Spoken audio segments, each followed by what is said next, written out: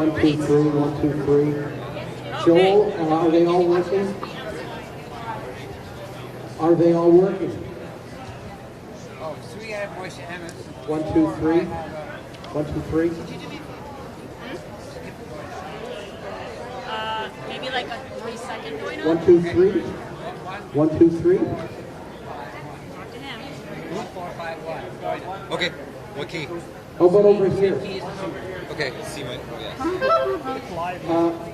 Good afternoon, everybody. We'd like audience members to be in the front now. Thank you very much.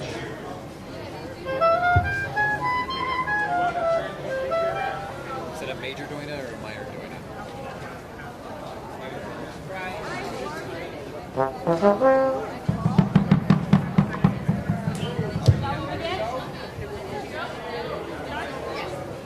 And then we start right here.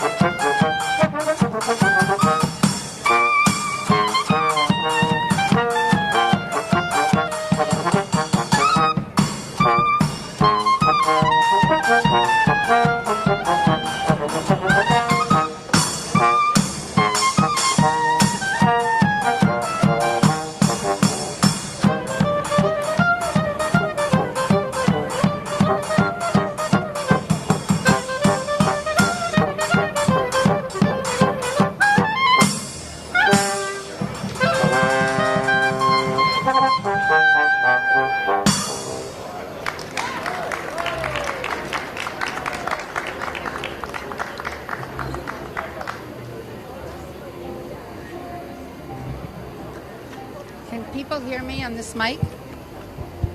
Hello? Is this the mic? There's That one? I don't know. I'm asking. Is this the mic we're using? Yes.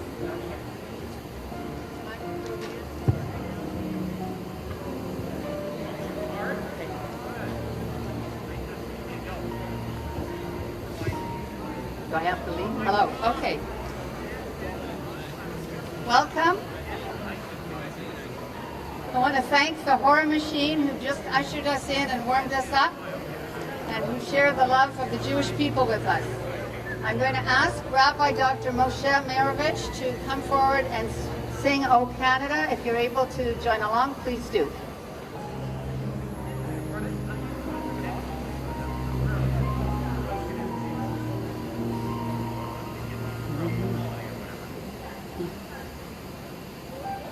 O Canada, our home and native land, true patriot love in all of us command.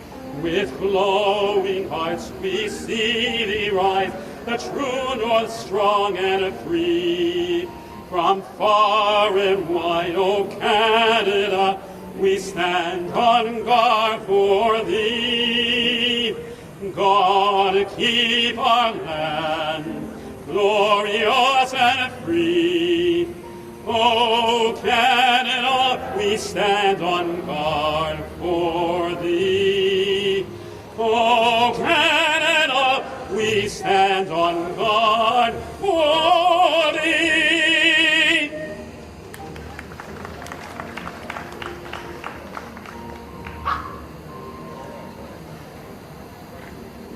The words of O Canada ring out loud and clear that we are blessed to live in this glorious country, where my maternal grandparents, Chaim and Bessie Maravich, established a new home, escaping the anti-Semitism in Romania at the turn of the 20th century. It was in the Jewish farming colony of Lipton, Saskatchewan, located 43 miles northeast of Regina, where the indigenous population came to aid of these Jewish settlers in the late 1880s to help them build log cabins to survive the bitter winters of the prairie provinces. We remember with grateful hearts their act of chesed, of loving kindness. And likewise today, we are also very grateful for the non-Jewish community that stands here with us today in the battle against the scourge of anti-Semitism. As loyal Canadians, we identify with the words true patriot love, remembering, as I recall, how my father, Louis Maravich, my uncle Jack Maravich, Alema Shalom, along with thousands and thousands of Jewish men and women, voluntarily joined the Canadian Armed Forces to stop Hitler's dream in establishing his Third Reich. And it was during the Second World War, when my father was stationed in England, that he met my mother, Sally, Alea Shalom, a blessed memory, who lived through the blitzkrieg of the German Luftwaffe and who was forced to live side by side with a Nazi party that established its headquarters in all places in the Jewish East End of London with the intent of terrorizing the Jewish community. After the war, my parents moved to Toronto. And growing up here, I recall that in the 1950s and the early 1960s, virtually no one talked about the Holocaust.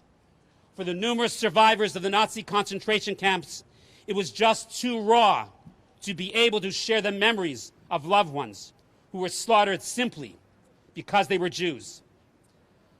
I vividly recall how often my twin brother Harvey and myself were taunted with the epithet of dirty Jew and were beaten up on the way home from school because we were simply Jewish. Yet I also remember attending C.W. Jeffries High School when a fellow non-Jewish classmate let it be known that the marriage boys would be left alone. He, like all who value human dignity, stood up to physically protect us from those who would contemplate raising a hand to assault us.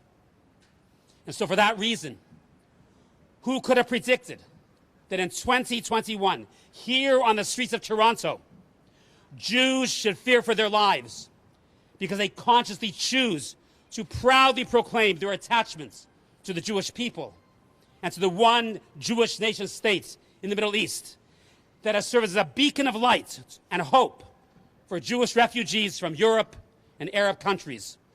All men and women of color, regardless of race and creed, sexual orientation, or religion, including refugees from Vietnam, and absorbing them all into the Jewish states. Who could believe in 2021 that the Jewish state of Israel, who so strongly identify with the democratic values of Canada, would be labeled an apartheid state? Such a false declaration is an insult to the millions and millions of blacks in South Africa who truly suffered under an apartheid regime, where they experienced discrimination in housing, in hospitals, universities, and politics. This false accusation reeks of anti-Semitism. For nothing could be further from the truth. By contrast, all Arab citizens living in the Jewish states not only freely vote in Israeli elections, but their own Arab politicians sit and vote in the Knesset, including the Israeli cabinet and the Supreme Court of Israel. Moreover, although not required to serve in the Israel Defense Forces, Arab Christians, Muslims, Druze, and Bedouin are free to enlist in the Israeli army and police service.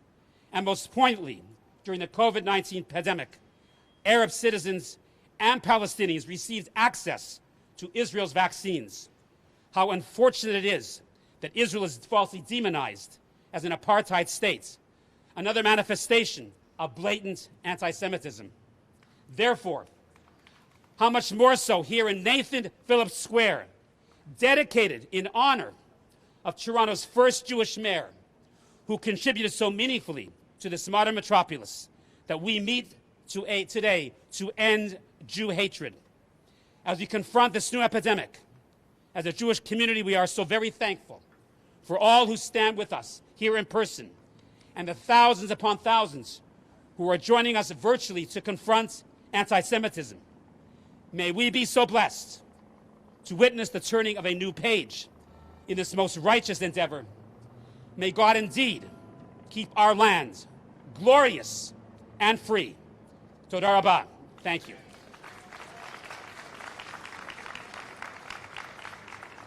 Thank you, Rabbi. Welcome, Maccabees. Though few in number, the Maccabees conquered their enemies because they believed in their cause, fought valiantly, showed unparalleled strength and devotion to their faith, and because they had no other choice. We may not be physical warriors, but we are strong, persistent, committed, courageous, and devoted to our Judaism, to Israel, and to the Jewish people. We will not and cannot fail. I'm Andrea Spindel, co-chair of End Jew Hatred Canada, and along with my co-chair, Anita Bromberg, who's wandering around handing out stuff, thank you all for coming today, and those of you who are watching on live stream at home, for having faith, for standing tall as proud Jews and allies. The purpose of today's Rally with Allies is to build our movement and spread the message to end Jew hatred. The anti-Semites are not taking the summer off, so neither are we. End Jew hatred is a movement that is growing across the US, Europe, Australia, Israel, and Canada, and now you are all part of it. We are the movement for Jewish liberation from all forms of oppression and discrimination. We demand a world in which Jews can live free of discrimination, hatred, and oppression, a world in which our civil rights and human rights are protected by laws, and our inclusion in society is backed by societal consequences for those who dare violate our rights. Today, we stand with End Jew Hatred Berlin, where Jews are expressing their demand to be safe to express themselves by wearing Jewish symbols. Imagine that only 76 years since the end of the Holocaust, and once again Jews are not feeling safe in Germany. Today we demand that Jews in Berlin be free to express their identity and be protected by the government. And we stand in solidarity with End Jew Hatred chapters in San Diego, New York, Boston, Brisbane, Tel Aviv, and elsewhere. You will hear a lineup of wonderful people who support this wake-up call. Jews and allies from different faiths and ethnic communities, and Jews of different denominations, ages, and experiences. The wave of Jew hatred is like a virulent virus, and we know it can be lethal. Bigotry and hate must be stopped. Love is not enough. End Jew hatred is about action, being visible. Second, name the anti-Semites. Third, hold them accountable. Fourth, demand governments not only speak words about the wrong of anti-Semitism, and not only adopt resolutions in support of the International Holocaust Remembrance Alliance definition of anti-Semitism, but take action with consequences for the Jew haters. We have had enough already. No more Jew hatred means the Toronto District School Board does not reinstate an educator who promotes hatred and lies without consequences. No more Jew hatred means university faculties and departments that support boycotting Israel, its academics and students, are disciplined because this is no better than spewing racism against people of color or hatred against people of any other faith or creed. No more Jew hatred means that schools of social work do not omit anti-Semitism when they profess to be about social justice and the alleviation of oppression, and then deliberately choose not to teach about anti-Semitism. I was sent this statement. Social workers have a mandate to pursue social change, particularly with and on behalf of vulnerable and oppressed individuals and groups of people. Social workers' social change efforts address discrimination and other forms of social injustice. It is the domain of social work to protect the rights of all minorities who are being exposed to discrimination and injustice. How then has the subject of anti-Semitism been ignored in the curriculum? By way of example, York University School of Social Work makes no mention of anti-Semitism in its foundation course entitled Identity, Diversity, and Anti-Discriminatory Practice, although the many other forms of hate are given detailed and in-depth treatment. But ask yourself, which community is experiencing the greatest number of hate incidents, notwithstanding being one of the smallest ethno-religious communities in Canada? That is the Jewish people, and without any education about anti-Semitism in the curriculum, social workers can easily become a mouthpiece for anti-Semitic trope or spread their ignorance, as we have seen in the University of Toronto's faculties of medicine and law, and at OISC, and at the Islamic Institute, and of course most ridiculously and dangerously in recent days in gender studies courses across Canada. End Jew hatred requires that academics teach truth, not lies, facts, not narratives, history, not mythology, except in classes on myths and fantasies. Today is the fourth direct action organized by End Jew Hatred Canada. On Holocaust Remembrance Day, we called on Jack Dorsey, president of Twitter, to take down Holocaust denial and Jew hatred. In conjunction with Jews in France, across the world, and the local group Toronto Jewish Advocacy, we stood at the French consulate and demanded justice for Sarah Halimi, whose murderer was freed on the specious grounds that he was high on cannabis, so killing a Jew doesn't count. We organized a huge car rally in May to stand with Israel against Hamas, which rained down rockets on innocent civilians, and yet was touted by some in the media, some political parties, and the Jew-hating boycott, divestment, and sanctions movement as a resistance movement. But they are killers and terrorists, responsible for the death of hundreds of innocent Palestinian Arabs in their unprovoked attack on Israel, and their hatred of those who seek peace with Israel. They hate Jews so much, they fund terror tunnels, not schools or hospitals for their own people. At the end of this rally, we will blow the shofar. Wake up, Toronto. Wake up, Canada, and take this message everywhere. Jews are part of Canadian society. We belong here. We have rights here. We are free here. So join our movement and help end Jew hatred. Many of you today may have come to hear His Eminence Thomas Cardinal Collins, but unfortunately he was called away to deal with another matter, so he will not be here. But we know he stands with the Jewish people, and we thank him for that. We have a few other changes to the list of speakers, but you will not be disappointed. All have important messages, and we are very grateful for their support. And it's now my pleasure to call upon James Pasternak, City Councillor for York Centre.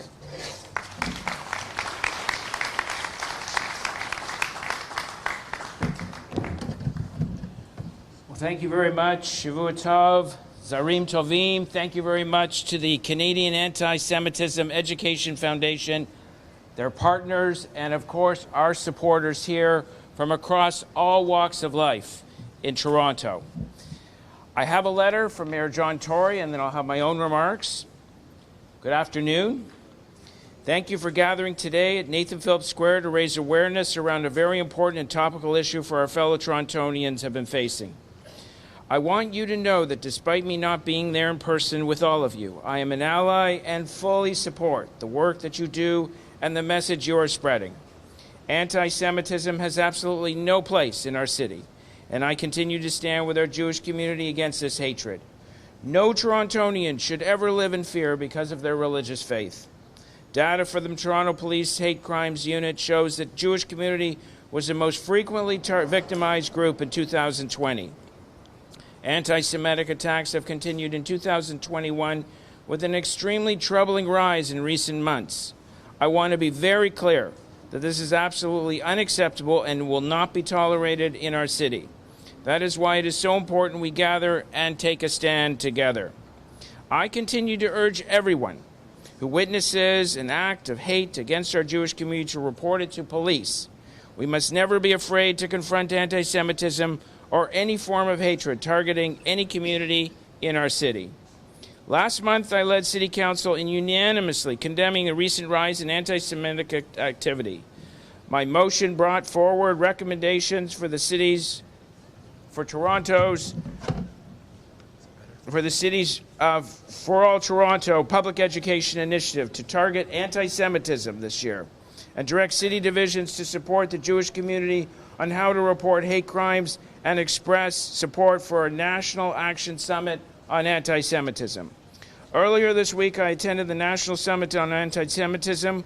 We heard important and troubling information about the prevalence of anti-Semitism in Canada and had constructive discussions about concrete steps that all levels of governments can take as part of a concrete national strategy to address the issues facing Jewish communities and other Canadians. I will be meeting with members of the Jewish community next week to continue this more important discussion. We plan on further discussing the outcomes of the National Summit and the ways the city can adopt some of the recommendations that were raised. Along with a rise in incidents of anti-Semitism, we also see deeply concerning global increase in racist and discriminatory behavior, including but not limited to Islamophobia, anti-Asian, anti-Black racism, and hatred against our Indigenous and two SLGBTQ communities. It is an important part of my job as mayor to ensure all of the communities who call Toronto home are able to live without fear in our city. We all have a right to feel respected and safe in Toronto. After all, we are a city filled with people from different backgrounds, races, and ethnicities, and we all deserve to live in a place that is safe. I stand with you and encourage you to continue this important work. Thank you, Mayor John Tory.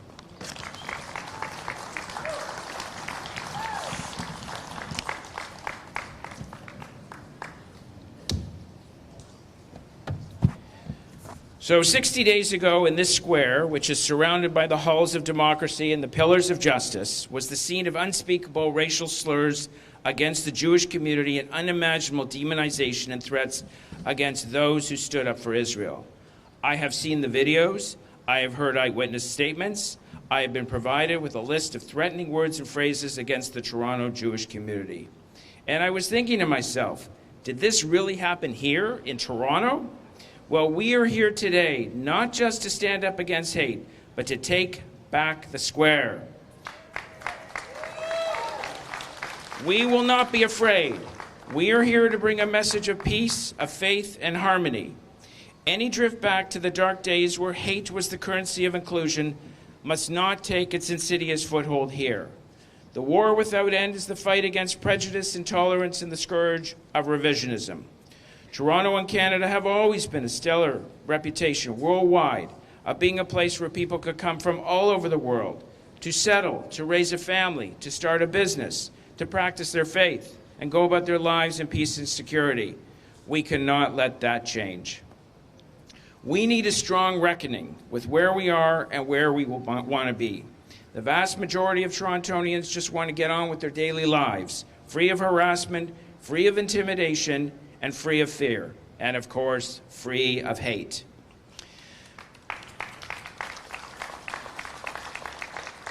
The Toronto Board of Rabbis recently released a statement which said in part, while some elected officials have spoken out against the rise of anti-Semitism, words alone will not suffice.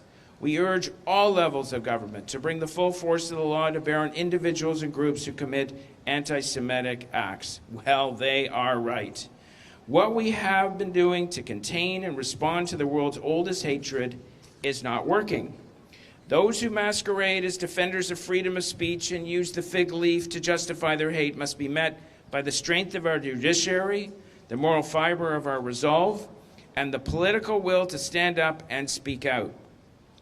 We must use all the legal, judicial, civil, and constitutional tools we have as a response to the peddlers of hate. We must make such behavior abhorrent to the values we cherish and the civility we desire. And yet there is no shortage of legal avenues. The Charter of Rights, the Criminal Code, our various police services, CSIS, Toronto's hate rally policy, the City of Toronto Human Rights and Anti-Discrimination Policy, the Ontario Human Rights Code. We must engage a police force that will draft general occurrence reports at hate rallies. We must have an Attorney General that will lay hate charges. And we must have a judiciary that will convict and sentence. There are grievances. There are grievances worldwide, but none justify the hate we have seen against the Jewish people or anyone else.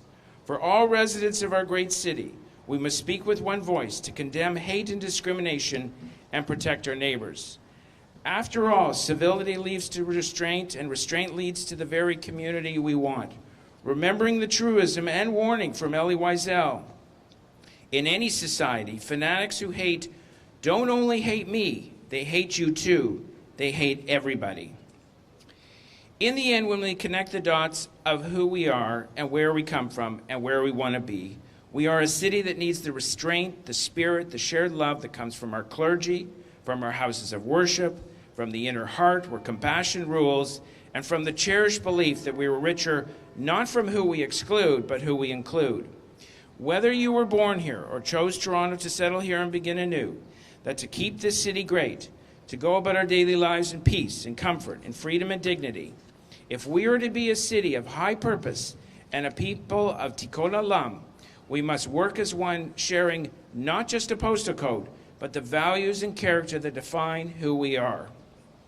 Let us pledge here and now that those looking back at this place and time will do our part, renewing our faith in God, our faith in ourselves, our faith in each other, to make sure that the community we build is one of an enduring spirit of faith, harmony, strength, and respect. And calling on ourselves and the institutions that are designed to protect us to do their work. And reminding ourselves of the truth that God's work in this world must truly be our own. Am Yisrael Chai. Thank you, Councillor. Mariana Fox is a veteran of the Israel Defense Force Home Front Command Search and Rescue. She's a mature student in her third year at Ryerson University, and she has had personal experience of anti-Semitism. Welcome, Mariana.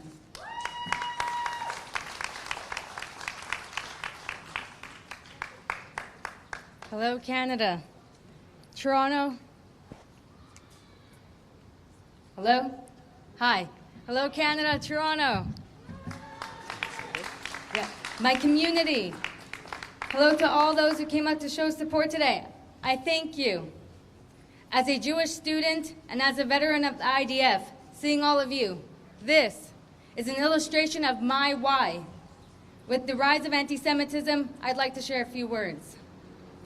We will stand tall, strong. We will show resilience time and time again. We will remind you that fear has never worked. We will remind you that our words will shine through our actions, such as innovation, education, the rebirthing of our generations after destruction, exile, ethnic cleansing, bigotry. We cannot let misinformation narrate our identity, a symptom of anti-Semitism. We must learn to identify the acts of gaslighting with its attempt to reconstruct our experiences.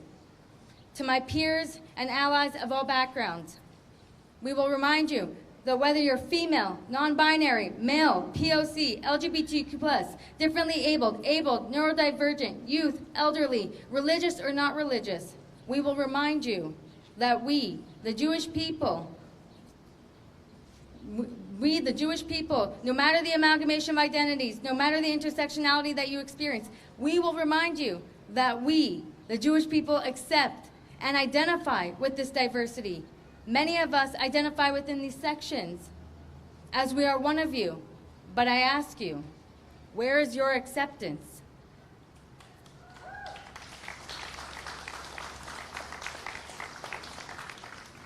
Recognizing that people share various identities is crucial. A terrifying thought is one where people pick and choose who is worth the advocacy and who is not.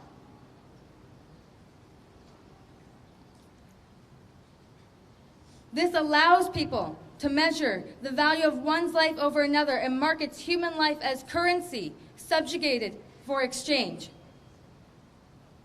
This tells people that if they're not the right type of minority, according to the current systemic landscape, they are irrelevant, not worth advocacy, and stripped of their humanities, equalities, and equities.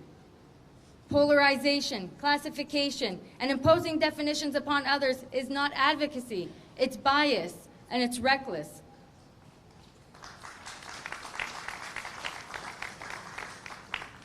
With the surge of anti-Semitism, we must promote consciousness across the world and Canada's leadership and its administration in order to motivate them to legislate, educate, and act to combat anti-Semitism. We must call out these acts and combat. We must call out these atrocious acts at universities, social gatherings, work, on the streets, and hold them accountable. We must use our voices and stand up for our safety, expression, and our identity collectively, and break the chains of discrimination. To myself and to all those who have been experiencing cyberbullying, loss of friendship, the blame for atrocities, the scared into hiding your identity, for all those who are impacted in any shape or form due to being Jewish, remember this: while we have been the scapegoat, we will never be sheep again.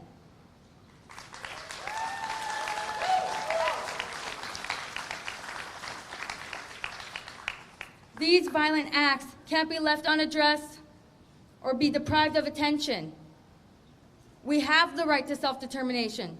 Israel has the right to defend itself. We will not plead. We will stand, and we will say collectively, never again.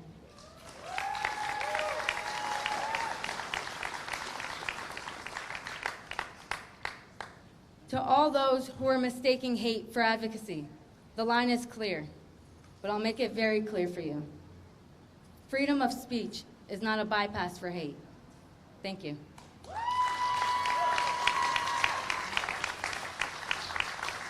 Thank you, Mariana. That brings it home to why we're here. This is very personal. This is happening here in our city. Our next speaker is Rabbi Gurkov from Best Villa in London, Ontario, who has the unique perspective of being the son of the rabbi who some years ago ran the Jewish Day School in Brighton, in front of which Rabbi Shlomo Noginsky was stabbed just a few weeks ago. We're very grateful he drove in to be with us today.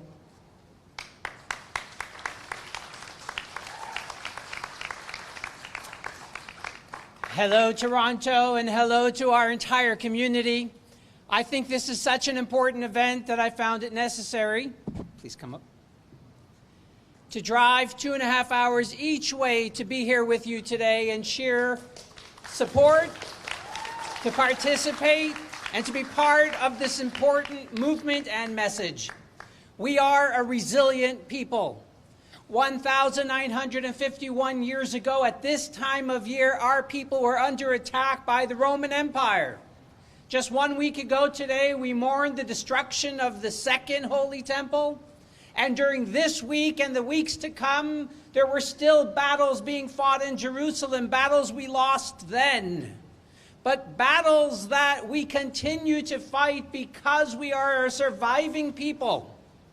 Many in the media today will portray us, the Jewish people, as victims. Let them hear our words today. We are not victims. Let's say it together. We are not victims. We are strong, we are proud, and we walk with our heads held high. We, the Jewish people, we are a humble people because humility is a wonderful character trait. But there's nothing humble about our Jewishness. There's nothing humble about our heritage. It stands tall for 3,333 years when we stood in a mountainous desert at Sinai and received a historic and global mandate to be a special people.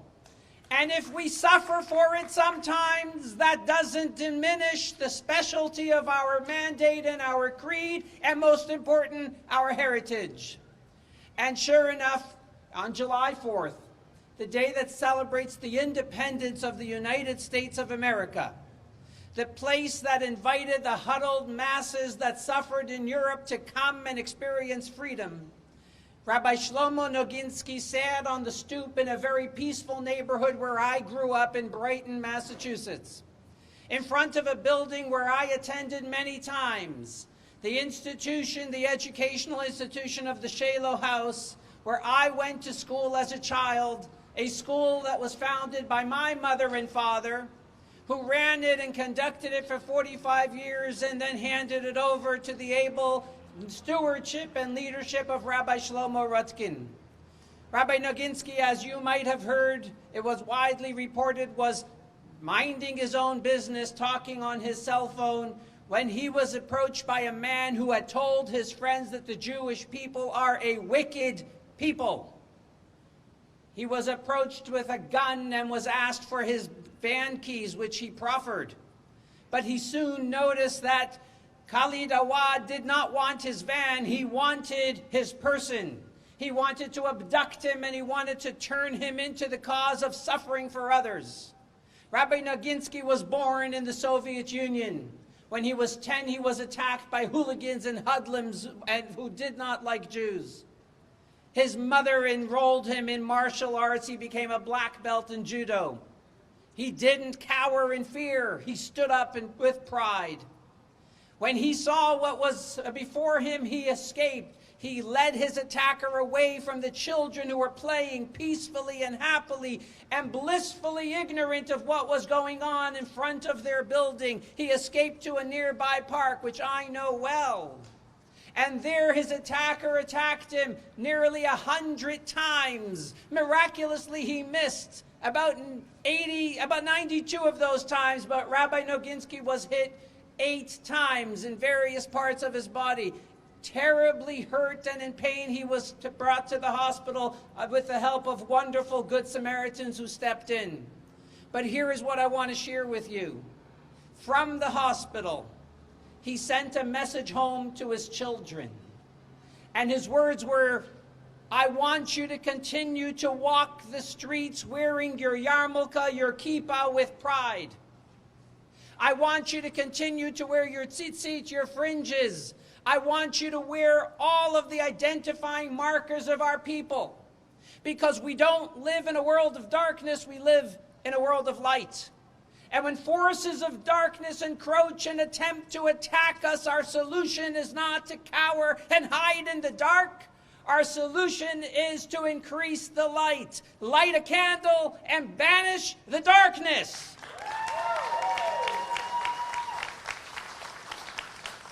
Indeed, we stand tall with our brethren in Berlin and around the world. We wear our kippah, we identify with our proud heritage, and we don't allow those who hate us to determine our narrative. We call their bluff. We are not victims. We are strong, we are survivors. Every year around the Seder table, we read the Haggadah, and in it we read, Shebechal dor vador, in every generation, Omdim aleinu, our haters, our detractors, they rise up against us, Lechalotenu, to annihilate us. But we have never gone down in history. We still stand strong. You know why? HaKadosh Baruch Hu, God, blessed is He. Matzilenu mi'adam, He saves us from their hands. So, my dear friends, let us stand with God, and then God will stand with us. We are not victims. Thank you. All I can say is wow. Thank you, Rabbi Gurkov. It's now my pleasure to call on Robin Martin, PC member of the provincial government for Eglinton Lawrence, and a very strong supporter of the Jewish community.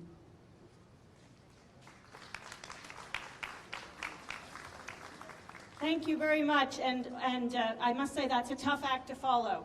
But it certainly is an honor to be with you all here today with so many leaders, advocates, and allies of Toronto's Jewish community. And we're really lucky here in Toronto, in Ontario, and in Canada, frankly, to live in one of the most accepting and tolerant societies anywhere in the world. People of all faiths and creeds and religions look at us as a safe harbor, a beacon of hope in the world. And manifestations of hatred and intolerance are thankfully exceptionally rare. But we have to acknowledge that they do exist. And we also have to recognize that some groups are targeted more than others. As a society, we have a collective responsibility to stand firm against hatred and intolerance in all of its forms.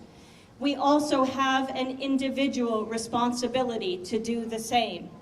And as a member of provincial parliament, it's a responsibility that I take extremely seriously. We all know that one of the most common forms of hatred and intolerance is anti-Semitism. And make no mistake, anti-Semitism continues to be a real and unfortunately recently a growing problem in our community. It is completely unacceptable. So today, collectively, we are calling it out. We are putting those who choose to target the Jewish community on notice. Your hatred is not acceptable here. Your hate-inspired actions are not acceptable here. And we are all, collectively and individually, going to do everything we can to put an end to them. Last year, I had the privilege of co-sponsoring a private member's bill with the Ontario government to get them to adopt the International Holocaust Remembrance Alliance working definition of anti-Semitism.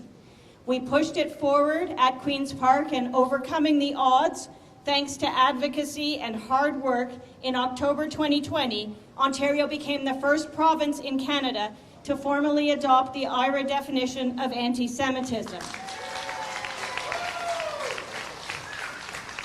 It was an important step in combating anti-Semitism in our province, but we all know there is much more work to be done. So today, let us all redouble our efforts. We stand with Ontario's Jewish community in defense of their rights and fundamental freedoms. We always have, and we always will. Let's end Jew hatred.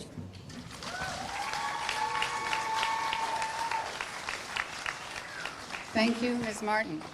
And now a word from someone who's 101. You heard from a young person. Judith Weinroth will read a letter from her father, Rabbi Erwin Schild, a Holocaust survivor.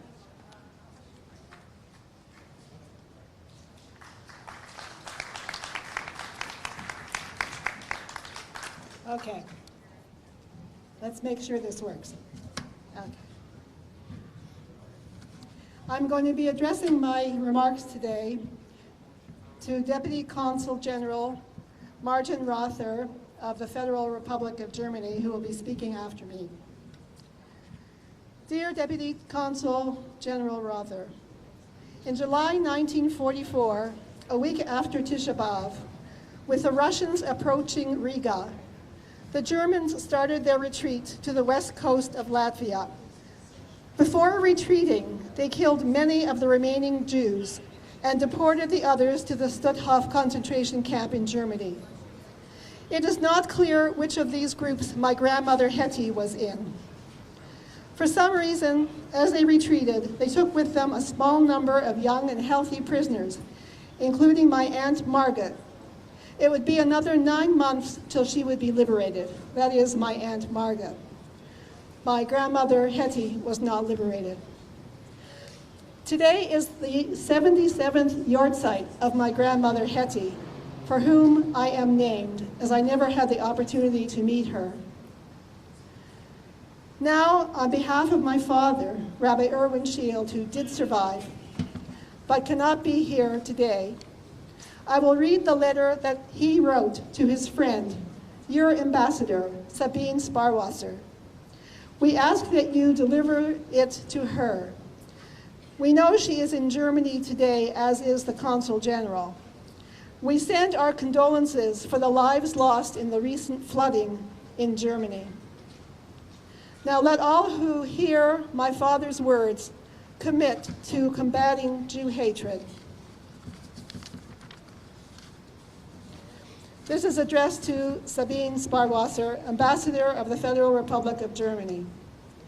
Dear Ambassador Sparwasser, when the Nazis arrested me on Kristallnacht, November 9th, 1938, and imprisoned me in Dachau, they did not expect me to live to be 101 years old, in freedom, here in Toronto, as a member of the Order of Canada and the Order of Merit Officers Class of the Federal Republic of Germany. Here I am, a survivor of the Holocaust, man's worst evil against his fellow man. I bear witness. I know the signs of this evil, which can overtake normal, rational people. It may start with words, but never stops there. Words become actions. Words motivate.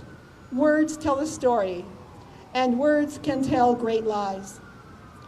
As words once destroyed the whole of European Jewry, including my parents, other family members, and many of my childhood friends, the malignancy of hateful words is now turned towards destroying the state of Israel, the nation state of the Jewish people. Ambassador Sparwasser, the time to fight Jew hatred is now. Our Jewish community of Toronto is standing today with our fellow Jews in Berlin and across the globe to say, never again. We expect Germany, with its past history, to be the first country to take all steps necessary to end Jew hatred. Let it not be said that too little was done, too late. Let it not be ever again for the Jews of Germany, Canada, or any other country. Let the Federal Republic of Germany lead the world in conquering and eradicating this scourge. End Jew Hatred Canada supports the recommendations of End Jew Hatred Berlin, summarized below and outlined in the attached End Jew Hatred Berlin press release from their rally, also being held today, and of which our rally is a partner. Number 1, punish anti-Semitism as you would any other crime. Number 2, ban events that promote Jew hatred. Number 3, pledge sufficient funds to end Jew hatred in Germany. Ambassador Sparwasser, just as we will deliver our message to our government, we call upon you to carry this message to your government.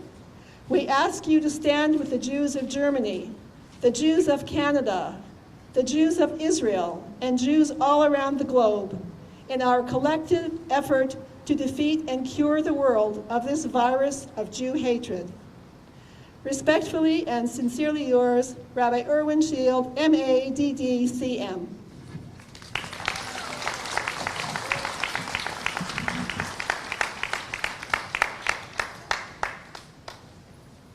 Thank you. It couldn't be more heartfelt. It's now my pleasure to call on Martin Rother, who will carry the letter back to his embassy. He is the German Deputy Consul General to Toronto and has been here since 2019, previously serving in many posts overseas. And we're delighted that he is in Toronto today and agreed to join us.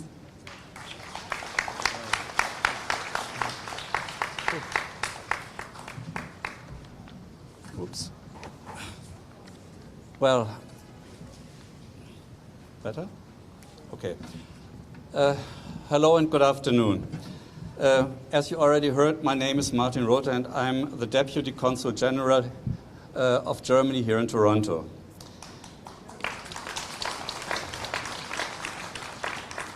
A big thank you to the organizers of today's rally, and an even bigger thank you to you all for coming here out today and to show your solidarity with the international End Jew Hatred movement. A few hours ago, a large crowd gathered in Berlin demanding the same thing that brings us here today to Nathan Phillips Square. The demand for public self-expression as Jews without fear. And let me be clear, jüdisches Leben ist keine Provokation. In English, Jewish life is no provocation.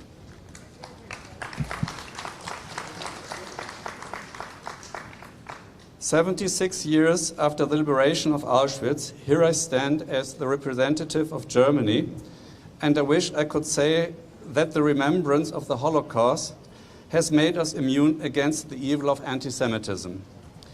History is a warning, and the present is a call for action. We must show determination, we must stand shoulder to shoulder with our fellow Jewish citizens and fight anti-Semitism. Those who until now have remained silent have to speak up." Germany's 2020 chairmanship of the International Holocaust Remembrance Alliance puts us right where we want to be, fighting anti-Semitism in alliance with like-minded partners based on international cooperation and achieving crucial milestones on the way, like the creation of a global task force against Holocaust denial and distortion, among many others. To quote our Foreign Minister Heiko Maas, "In so doing, we are sending a signal of international cooperation, which is something we absolutely need when it comes to both remembering the horrors of the past and shaping our future. For only by joining forces we can take action against the growing trend to distort the historical record and to discriminate, and help strengthen open and tolerant democracies around the world. My country, the Federal Republic of Germany, has been built on the promise never again. We are committed to this responsibility and to protect Jewish life, to fight anti-Semitism, and to stand with Israel. Thank you very much.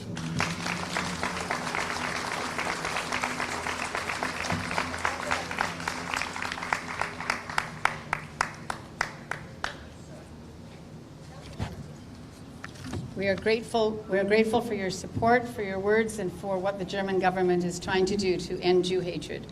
And now it's my pleasure to invite someone who I have to tell you didn't even know until midnight last night that he was going to speak and was enthusiastic enough to make it happen. I am delighted to invite Alexander Shevchenko, the Consul General of Ukraine in Toronto. Let's stay here. Oh, good. I can. That's okay. I can keep it. Thank you very much. Hello and good afternoon to everybody. I'm Alexander Shevchenko, Consul General of Ukraine in Toronto, and I'm very honored to be here with all of you who came here to demonstrate its solidarity and support with those who suffered and still facing outrageous acts of hatred and anti-Semitism. I'm happy to represent the country where the second largest Jewish community live side by side with other nations and nationalities in Ukraine, contributing greatly to its economic, political, social, and cultural development. Where people of Ukraine elected the representative of this community as its president. And this is a Jew. This is the only country in Europe, except of Israel, where president and prime ministers are Jews, representatives of that great community. Yeah. We have also very, very important historic sites connected with the horrible acts during the Second World War, where thousands of Jews have been murdered, have been killed. And this site, Babin Yar, has become a place of worship, a place where everybody can learn the lessons of history and pray for those innocent victims and learn the lessons that we should live all together in harmony, in peace, and support each other. As now we support all those who are fighting with any manifestations of anti-Semitism all over the world. And I'm very happy to note that a year ago, a Pew Research Center in its research indicated Ukraine as the most friendly, Jewish-friendly country in Europe, and we are very happy with that. And our joint efforts of all communities in Ukraine will finally bring Ukraine to the upper and the highest standards of the European country, which we are all striving for. But at this moment, all people in Ukraine and Ukrainian community here, we are all support all those who are fighting, who are raising its voice against any acts of anti-Semitism. Thank you.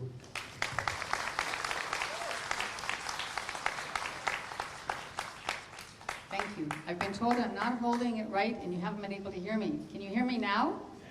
Thank you. Okay.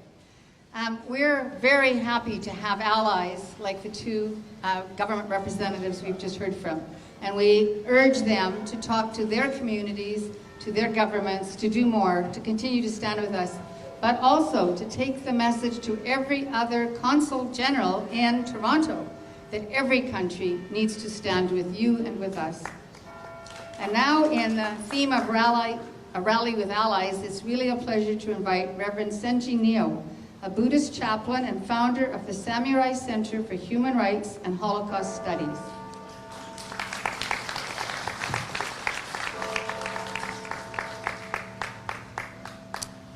Shalom, namaste, konnichiwa. I'm representing the Asian community. We are staunch allies of this cause. This is a very busy time for me. As you may know, the Olympics are in progress, and I happen to be the motivational expert for the Olympic Games. But when I was told about this event, it automatically went right up to the top of my priority list, because all of us must be engaged in this very noble endeavor.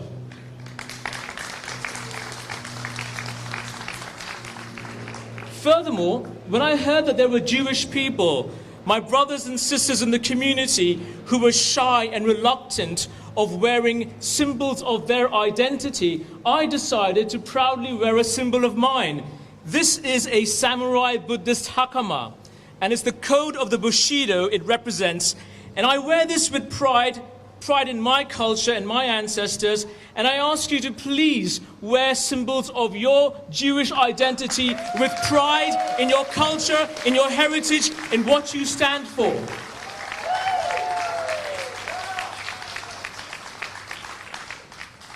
Anti-Semitism and Jew hatred is a pandemic. And just like the COVID pandemic, it has variants. And these variants are racism, colonialism, Islamophobia, xenophobia, bigotry. We have to tackle this pandemic together, collectively. That's what we've been learning over the last little while.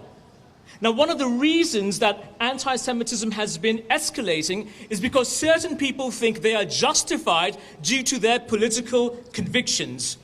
I want to emphatically enunciate as clearly as I can, No, there is no justification for anti-Semitism or Jew hatred, period.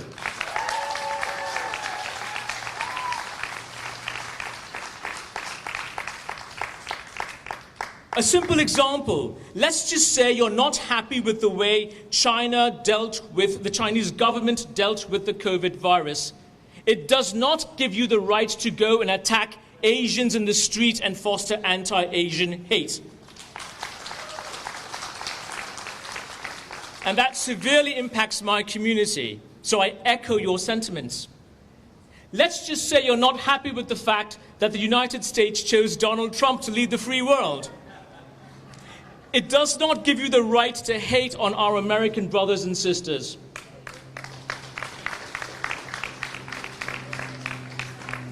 And similarly, no matter which side of the debate you are on, and no matter what your opinion is of the Middle East peace talks, there is never a justification for you to use that to foster anti-Semitism and engage in Jew hatred.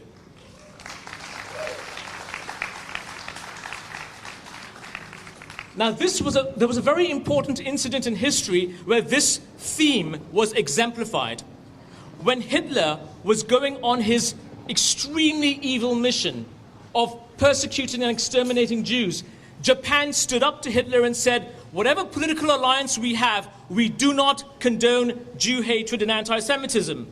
And therefore the Japanese government issued thousands of visas to the Jewish people to give them safe passage, and that translated into saving hundreds of thousands of Jewish lives and the preservation of the iconic Mir Yeshiva.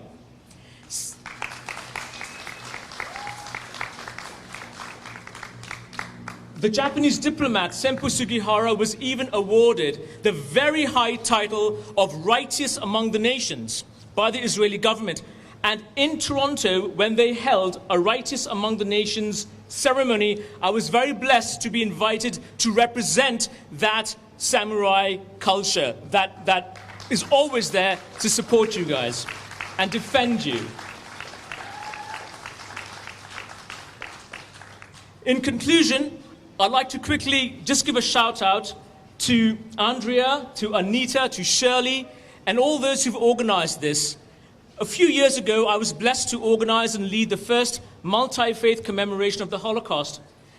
This was in association with the Simon Wiesenthal Center, and I dreamed that this would continue. And to see here, we have these like-minded visionaries who are continuing this extraordinary effort, and engaging all of us in the community is truly extraordinary. Can we give them a very big hand, please?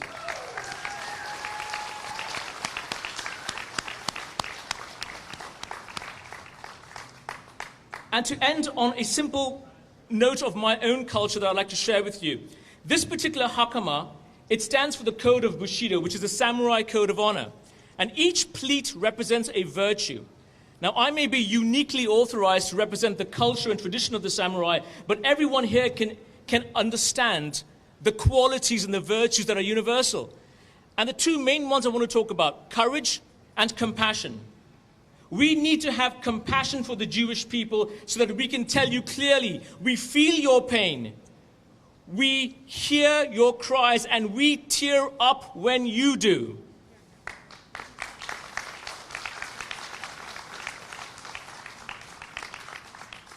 We truly want to help and alleviate your suffering, and in that context, we want to go beyond lip service. We want to go beyond virtue signaling. We absolutely call on the Canadian government and governments around the world to do whatever is necessary to ensure that that Jew hatred can be exterminated and that all the perpetrators can be brought to book.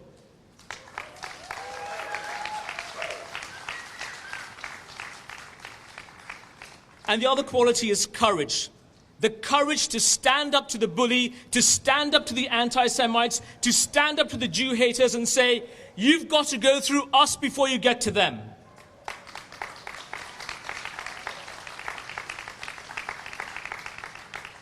Back off.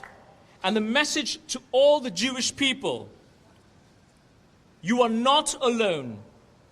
Every time they bully you, we will stand up to defend you.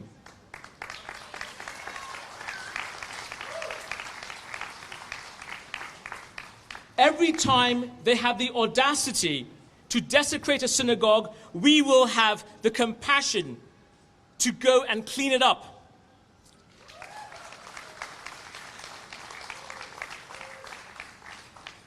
Every time they spread false narratives about you online or in any platform or forum, we will be there to challenge them, to correct them.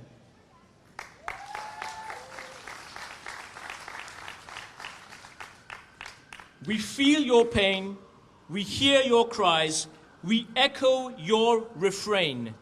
Never again.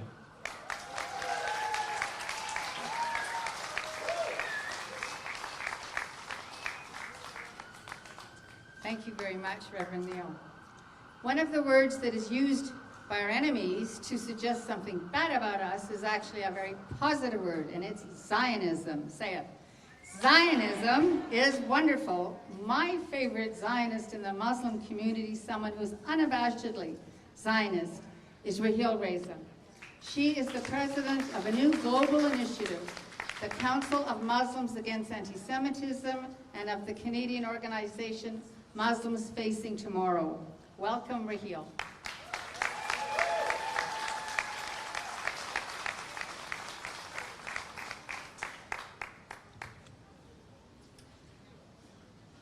Shalom. Friends, I feel really privileged to be here today due to my association with the Jewish community and my love for Israel. So I can imagine how proud you must be to hold your head high and wear your symbols with pride, ignoring all the commotion around you. Friends, we also know that anti-Semitism is the oldest, most virulent form of hatred in the world, and it's raising its ugly head once again. What we have to understand is where anti-Semitism stems from. Is it about the right of Israel to exist? If so, then the same should apply to many Arab and Muslim countries, including my land of birth, Pakistan, created around the same time as Israel and for somewhat similar reasons, and all through a UN charter. So why is Israel being singled out? Is this about so-called human rights violations? If so, then the world should first condemn China for its treatments of the Uyghur community and also the mistreatment of minorities in Muslim-majority countries. And I can say this to you because nobody else will. Is this about apartheid? Before we even begin to discuss this, please take a very close look at the plight of Christians in Egypt, the plight of the Ahmadiyya Muslims in Pakistan, and in particular, the LGBTQ community and those who do not agree with the regime in Iran. Then we can have a talk about any other country. Anti-Semitism, as we know and we have heard time and again, is about pure, unchecked hate against a people, the Jewish people. And this, by the way, is not a Jewish or Israeli problem anymore. It's a global epidemic of immense proportions where no vaccination has been found yet. Today, Jew hatred is fueled by the following: the extreme right and the extreme left. They have one thing in common, which is their hatred for Jews, and they have aligned with the Muslim Brotherhood and its proxies, which are working overtime right here in Canada, and whose end game is to destroy Israel and the Jewish entity. Their unholy alliance with the Islamic Republic of Iran makes them lethal. This, my friends, is the most dangerous form of anti-Semitism and is fueling the Israel Apartheid Week, the BDS movement, and the Al-Quds Day Parade. Anti-Semitism is a political agenda disguised as religion, which tends to fan the flames of hatred. We know that no one is born hating. Hate is taught. So we must go to the root of where hate is being taught and who is teaching the hate. And we must stop it. Programs like the BDS movement, Al-Quds Day Parade, and Israel Apartheid Week need to be banned. No ifs, ands, and buts. They have to go. Instead, education should focus on the correct history of the Jewish people. There is a solution to the problems that we are talking about today. And the solution is to recognize and expose the different ideologies that have made Jew hatred their common focal point, and come together as individuals and communities together to bring about change through integration and education. Let's take a lesson from the Abrahamic Accords and let's march towards peace together. Thank you. Toda Rabah.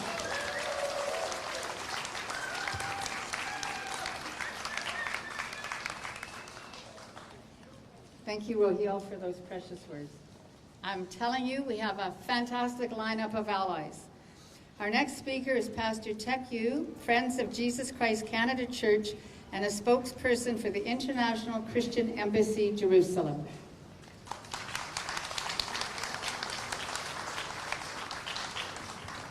Shalom, shalom.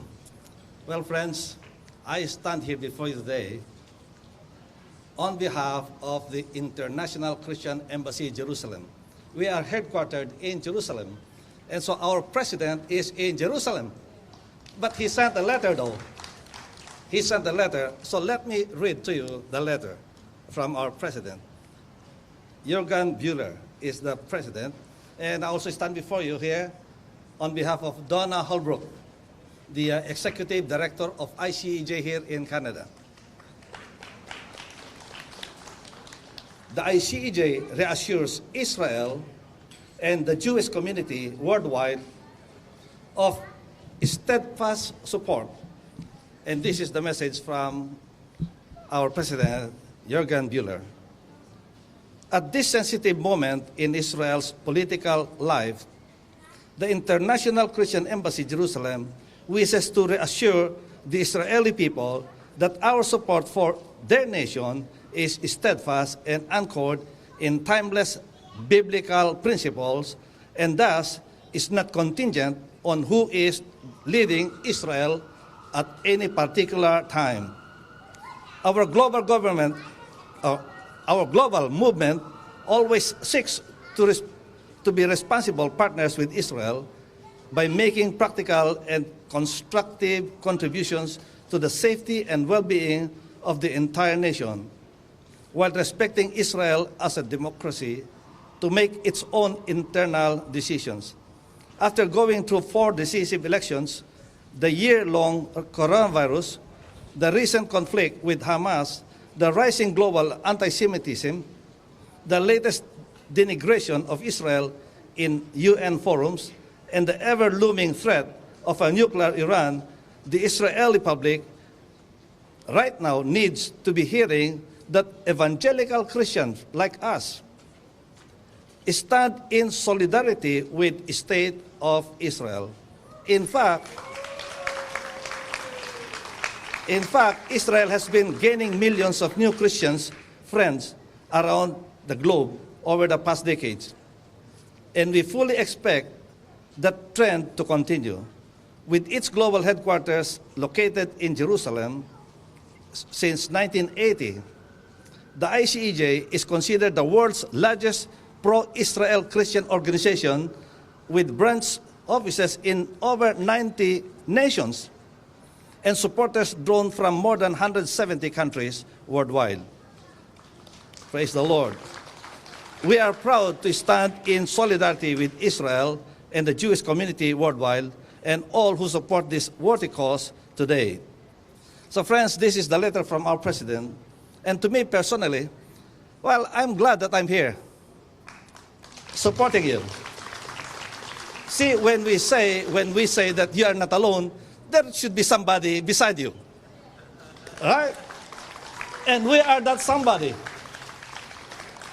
Well, your great king, the wisest king that had ever lived, King Solomon said that a man of many companions may get into problem, but there is a friend that sticks closer than a brother. And this is ICEJ. And so we do a lot of work in Jerusalem. We have what we call the Haifa homes, a home for the Holocaust survivors. So there are almost 100 survivors in that home. And this is the project of ICEJ. And during the war, well, we have, the Iron Dome and those things. Well, the enemies also got rockets and those things. But we support also the work of Rabbi Bowman, Life Shield, Operation Life Shield. And he builds bomb shelter. And so we support this project of the rabbi. And so, friends, many things we do for Israel. Now, for us as a church, as a Christian, we also have what we call, every year, we have the Israel Rejoicing at the park. I believe that some of you had attended, Shirley Ann and, of course, Harvey, our close friends.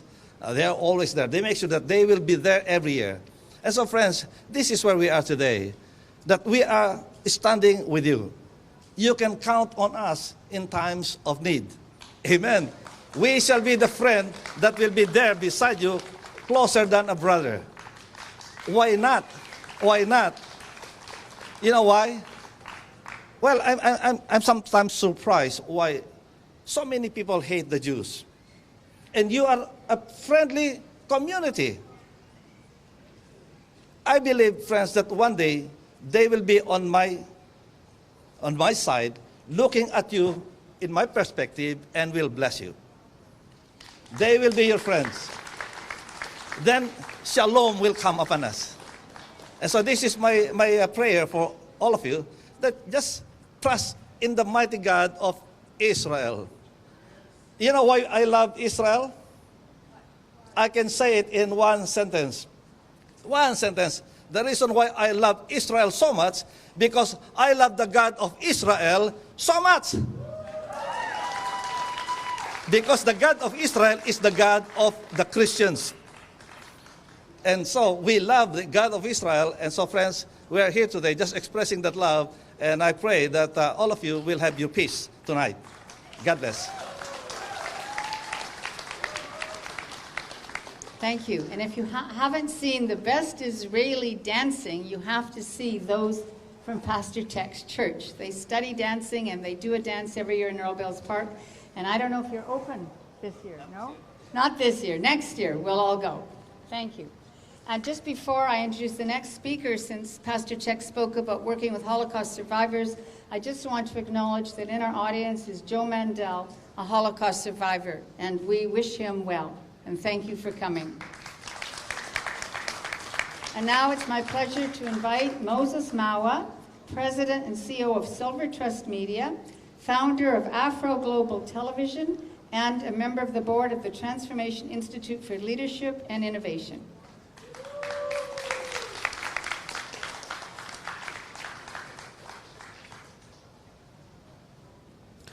Shalom. I am truly delighted to be with you this beautiful afternoon. And I would like to, first of all, express gratitude to all of the eminent guests that we have here. And it's truly a pleasure to hear that we have a Holocaust survivor who is with us this wonderful afternoon as well. I would like to, first of all, say that recently, Rabbi Reuven Boker, who actually served the Canadian Jewish Congress with distinction, passed away in Ottawa. And I live in the city of Ottawa for a number of years. I had the privilege and honor of working with him to bring peace and harmony in South Sudan, where my mother is from. And my father actually happens to come from Uganda, that's in East Africa, for those who are geographically challenged. And I would like to basically say that I have learned two major things actually from him. That is the importance of empathy and love. And I think it's incredibly important for us, even as we look at the history of the Jewish people, having gone through the Holocaust and all manners of difficulties, have remained strong and resilient, and are continuing actually not just to ensure that they thrive, but to make a difference in the various societies or communities wherever they actually live. Dr. Martin Luther King Jr. said that injustice anywhere is a threat to justice everywhere. And as president of the Transformation Institute, Afro Global Television, and Destiny, as well as a number of other initiatives that I'm involved with, I would like to really, this day, join the chorus of voices that's calling actually for the end of anti-Semitism.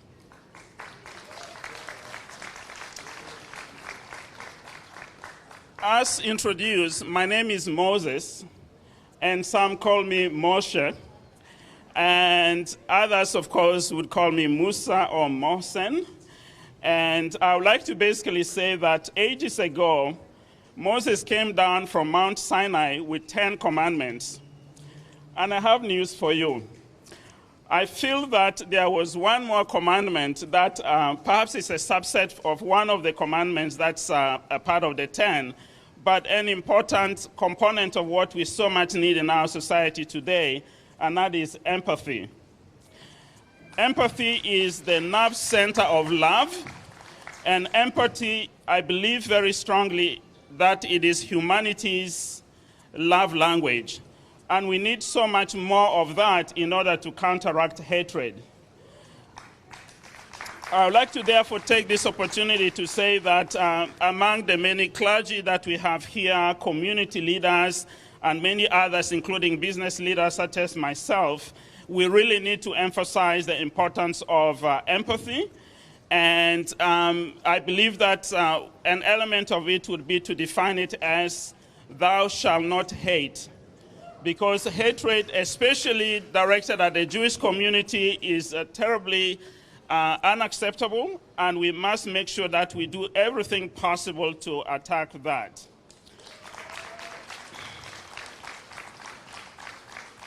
Many of you here might have seen pictures during the civil rights era of the 1950s and the 1960s, where there were a number of white people marching arm in arm with Dr. Martin Luther King Jr. and many others. Some of you probably don't know, but many of those people marching with Dr. King were actually Jews. And many of them, of course, were Christian leaders as well. So I would like to actually emphasize that in this modern era, particularly where there are so many challenges that's affecting the black community and black communities literally around the world, we really need to up our game when it comes to the expression of empathy.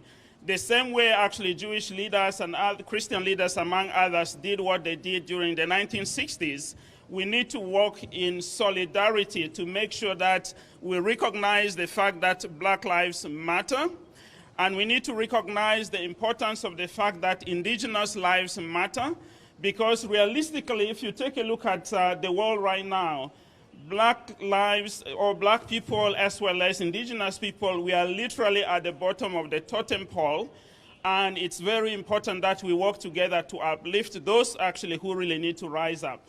And I'm speaking from example, and one key element is that I came from Africa to Canada with just $20 in my pocket. And with hard work and support, including from the members of the Jewish community, now I run a 24-hour cable television channel. I'm involved with the Transformation Institute with members of the Jewish community who are part of that as well, and a number of those kinds of things. So when we actually rise together and do something to support people who are around us, we can actually experience important transformation. And that is an important thing that we need to consider. So even as we emulate all of the leaders from the 60s and even perhaps before that, we can definitely do something better to make sure that we live in a more harmonious society where there is freedom and there is also peace and harmony. I would like to therefore add at this point that this is an important time for us to pull down stereotypes, bigotry, and all these things are found in education and healthcare, business, employment, and so on. We need to stand strong together. I would like to also add, finally, that today I have decided to actually have a new mantra. And that mantra is love for all and hatred for none. I promise actually to teach this to my children and grandchildren and all others that I come across. I encourage that we all do the same in order to make a difference. You see, in Judaism, Christianity, Islam, and other religions as well, we are taught that love is very central to almost everything. And therefore, if you want to spread anything, let it not be hatred. Let it be love. Thank you so much. Thank you. And I forgot to say Habari Gani, Moshe, but I did spend a year in Kenya. My Swahili is very rusty. It's now my pleasure to call on Rabbi Louis Sachs, the Associate Rabbi of Beth Tikva Synagogue.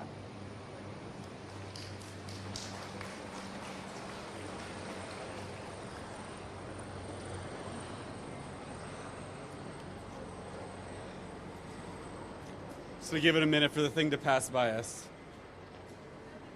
I want to thank everybody who's out here today for coming out here for such an important cause. And I want to thank those who organized this program. And I want to thank everyone for inviting me and allowing me to speak here today. Prefer it this way. Thank you. There's just a few things that I want to say, and I want to keep it brief.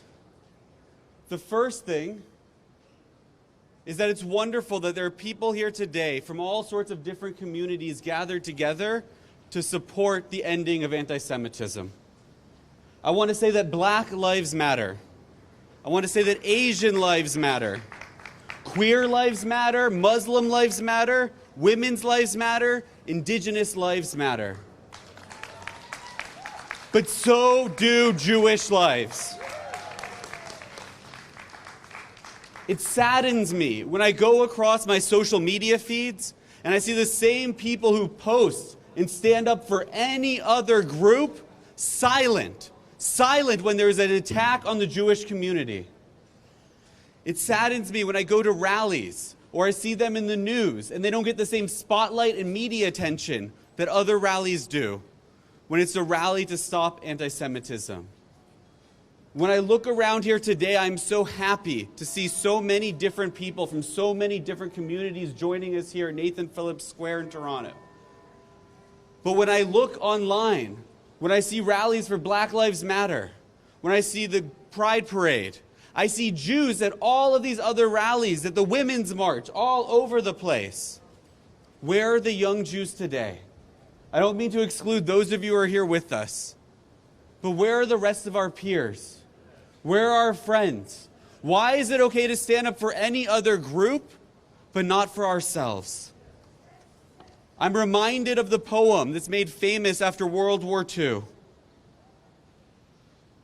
The person who didn't speak up for the communists, didn't speak up for the trade unionists, didn't speak up for the socialists, didn't speak up for the other groups that weren't them, didn't speak up for the Jews. But then when they came for them, they realized there was nobody left to speak for them. Well, we learned one lesson from that. We've learned an important lesson, which is to stand up for other groups. We are minorities, and we are only strong when we stand together. But there's a second half of that we didn't learn as Jews, which is it's okay to stand up for ourselves. That we need to stand up for ourselves.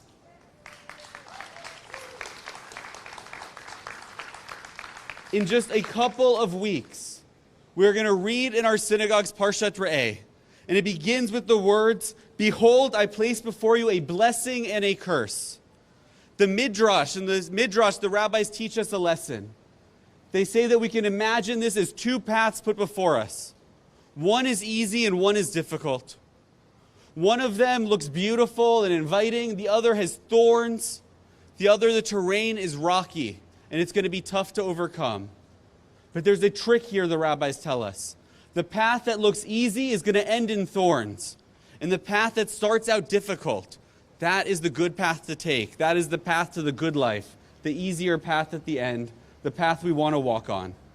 It is easy to stand up for others today. It is easy to raise your hand when a professor says something about another group. It's easy to comment on a social media post when someone says something that's offensive to a different group. But it's hard today to stand up for yourself, to make space in the world, to say, I take up space and that's okay. I matter. We matter. But that's what we have to do.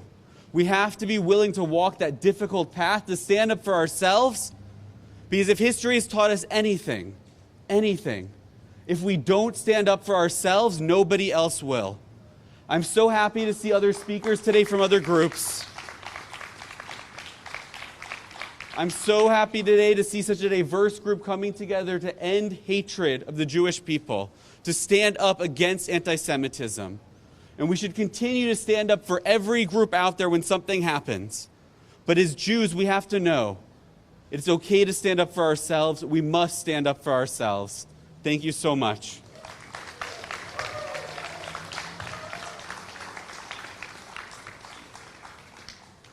Thank you, Rabbi. I'm now calling on Aaron Hadida, founder of the organization Jewish Resistance Worldwide.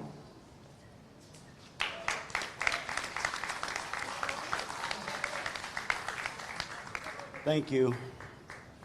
I agree with the rabbi. It is very easy to stand up for ourselves, and it should be done on a daily basis. It is no secret to any of us that incidents of anti-Semitism are spiking, not only throughout the world, but right here in Canada. Some sources suggest that acts of anti-Semitism are approaching rates not seen before the Holocaust. Since before the Holocaust. Traditional anti-Semitism, as we know it, could take form in physical attacks, the expression of negative stereotypes, or by the perpetuation and promotion of hostility against Jewish people. These tend to attract the most attention. But anti-Semitic attacks can also manifest in microaggressions, everyday verbal and nonverbal snubs, slights which communicate hostile, derogatory, or negative messages. B'nai B'rith estimates that nearly 80% of hate-related incidents come from online platforms such as Twitter, Facebook, YouTube, and Instagram. This has become a safe haven for more covert acts. This also makes it much easier for it to seep into schools and other places. In complacency, we risk anti-Semitism becoming normalized. We're living in a time where we need to be vigilant. Do you know somebody who is afraid to openly be Jewish? You all know it's not me. Someone who doesn't want to wear a kippah. Someone who doesn't want to fly an Israeli flag. Our students on campus being harassed for their Judaism. Zionism and Judaism are interlinked 100%. So anti-Zionism is anti-Jew hatred, and it's everywhere. Israel teaches us that we can defend ourselves on an international scale. We need to teach our kids, students, and communities how to defend themselves on a local scale as well. Physical security for Jewish institutions, events, and people is essential. Programs like We Direct, Krav Maga, and other programs training Jews how to not only defend themselves, but also to learn about the history of anti-Semitism, but more importantly, how to adopt Jewish pride. Programs such as these are designed to reach Jewish kids who wouldn't otherwise come to a Jewish event. We, as security, protect you in ways you may not even think to protect yourselves. We also aim to empower and provide young Jews with awareness, the knowledge, the tools that show them how to be vigilant at all times. Further to this, it is not only essential and practical for them to stand up and defend themselves, it is critical. Jews are resilient. We are very strong. We have endured. No longer will we be beaten in the streets or harassed in public places or kicked off of campuses for loving Israel. A strong Jew is an empowered Jew. Am Yisrael Chai.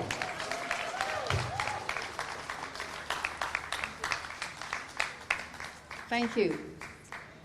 I'm now going to invite our last speaker, and then we're going to have Rabbi Moshe Maravich sing Hatikva, followed by the blast of the shofar. So don't go away. If you brought a shofar, pull it out, and be prepared for loud blasts.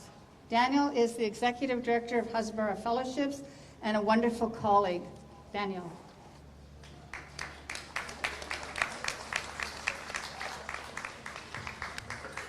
Thank you, Andrea.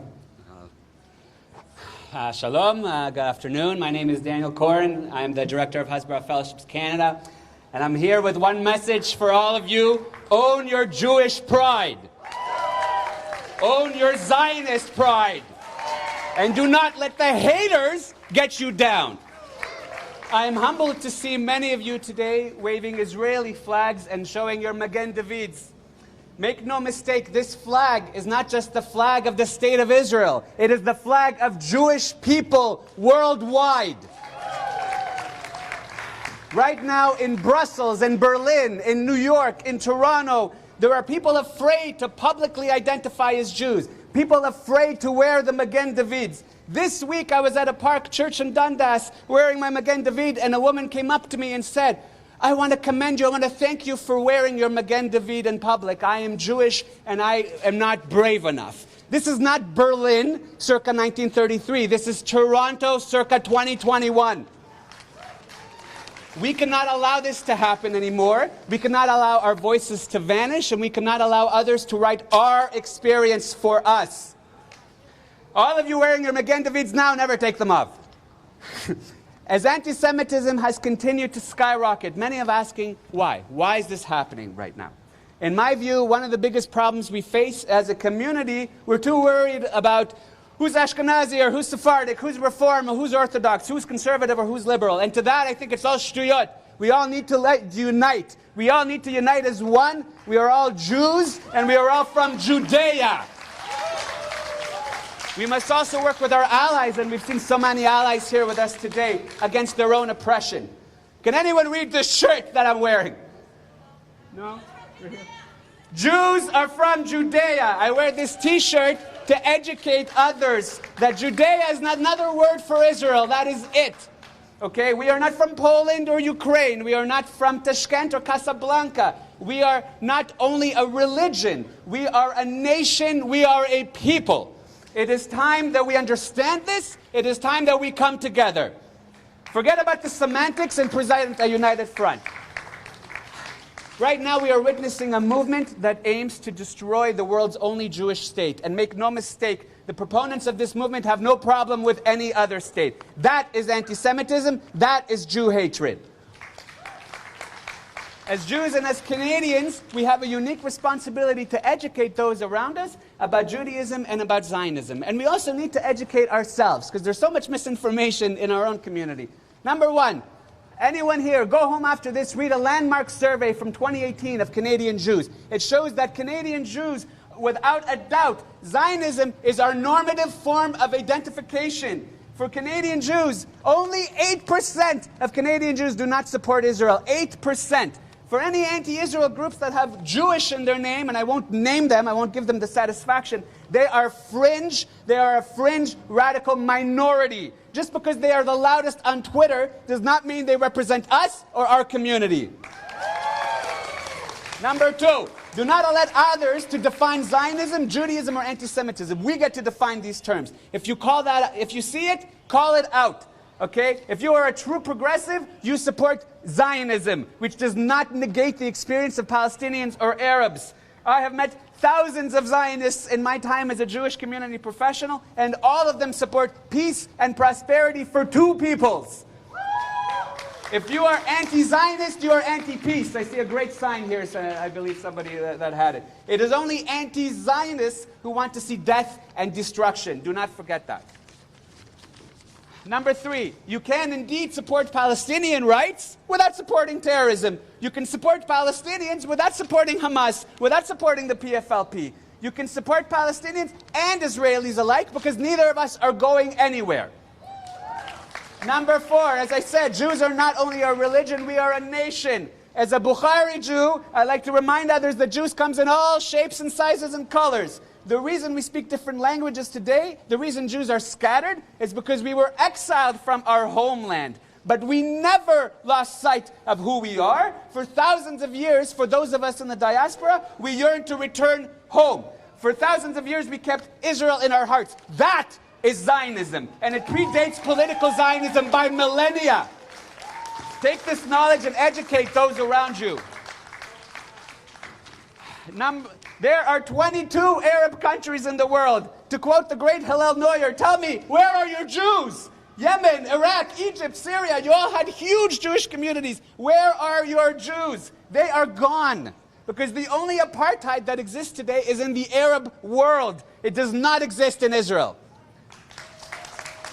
Number 5, and this is my last point, this conflict is not about the settlements, it is not about Sheikh Jarrah, it is not about the Gaza Strip. It is about the Arab and Palestinian refusal to exist, to accept our right to exist, to accept a Jewish state, to accept that we have a right to our homeland. That and that alone is the greatest impediment to peace. Some of you might know I run an organization called Hasbara Fellowships Canada. We train students to advocate for Israel and combat anti-Semitism. And to all the students who are here, I repeat, do not allow the haters to rewrite your experience. Do not be silent in the face of anti-Zionism on your campus. When student groups speak about the indigenous Palestinians without mentioning the indigenous Jews, raise your hand, refute their arguments. Tell them that you do not need to support one people at the expense of another people. Tell them you will not allow them to rewrite our history. Tell them that Zionism is beautiful because Zionism is peace. Zionism is coexistence. Zionism is progress. Students, when you go back to your campus, be proud of who you are, be proud to be a Zionist, and be proud that you support peace and prosperity for Israelis and Palestinians alike. I'll leave you with this short poem. I hope you like it. Until the day that I die, Am Yisrael Chai. Thank you very much.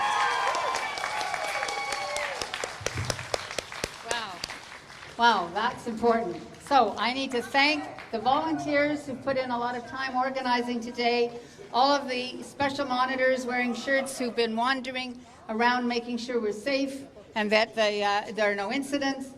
Thanks to all of our wonderful spokespeople. I won't name everybody, but I will tell you that this has been live streamed and recorded, and it will all be available for you to see and follow up on our website, www.caef.ca, either tomorrow or the next day. I'm now going to ask Rabbi Maravich to sing Hatikva, and then followed by Paul Rottenberg and Margie Smith, who will both blow shofar, and you're welcome to join them, and then go home peacefully.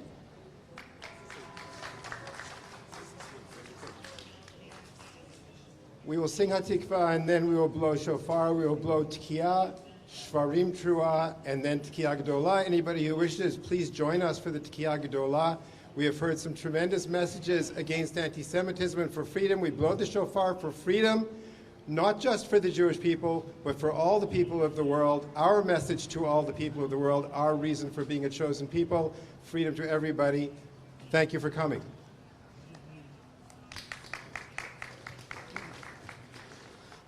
Kolon bareva nima nefesh Yehudi homnia ulefatei mizrach kadima hayil Tzion Tzofia olam elav tigavateinu Hatikva parashnot arpaim V'yoram echoveshi V'yartzeinu Eretz Tzion Yerushalayim V'yoram echoveshi V'yartzeinu Eretz Tzion Yerushalayim